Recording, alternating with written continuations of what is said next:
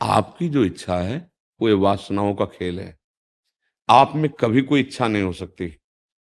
जो आप भगवान के अंश है ना, अमल है, अविनाशी है, चैतन्य है, नित्य है, सुख राशि है।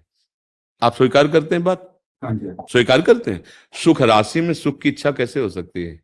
जहां सुख का अभाव ही नहीं है वहां इच्छा कैसे हो सकती है? तो इच्छा हुई जहां सुख का अभाव है। सुख का अभाव कहाँ है? इस शरीर में, इस मन में, इस इंद्रियों में। फिर आ जाते हैं बाहर संसार के भोगों में। अब इच्छा उस अभाव रहित स्थिति में, जो इच्छा का भाव आया, जागृत हुआ कि मैं भोगूं, वो इस मन में तन्मयता होने के कारण, मैं मन, मैं बुद्धि, मैं शरीर, मैं स्त्री, मैं पुरुष। अब ये खेल चल पड़ा इच्छाओं का।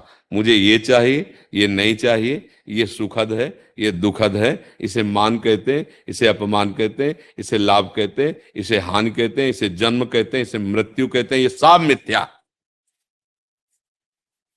अब इस मिथ्या को जब तक नहीं जान पाओगे तो सत्य को कैसे जान पाओगे? और सत्य को नहीं जान पाओगे तो आपको लगेगा उसी भगवान की इच्छा। जैसा प्रश्न उन्होंने सुनाया, फिर दंड मुझे क्यों दिया जा रहा है, फिर दुख मुझे क्यों दिया जा रहा है? तो फिर आप बंधे कहां हो? अगर आप, अब एक तो पक्ष एक, दूसरी बात, अगर सब भगवान की इच्छा से हो रहा है तो फिर दुख सुख किसको मिल रहा है? आपको। तो फिर इच्छा किसकी थी? फंस जाओगे, उत्तर नहीं दे पाओगे। अगर भगवान की इच्छा है तो फिर सुख दुखे समय कृत्वा लाभा लाभो जया जयो। फिर उसको कौन विचलित कर सकता है? अब भगवत इच्छा में जब अपनी इच्छा का समाहित हो गया तो न दुख है, न सुख है, न लाभान द्वंद्व विमुक्ता सुख दुख संगई। ये परम पद की स्थिति हो गई। इसलिए अगर हम सावधान हो जाए तो हम सच्चे ज्ञानी बन सकते।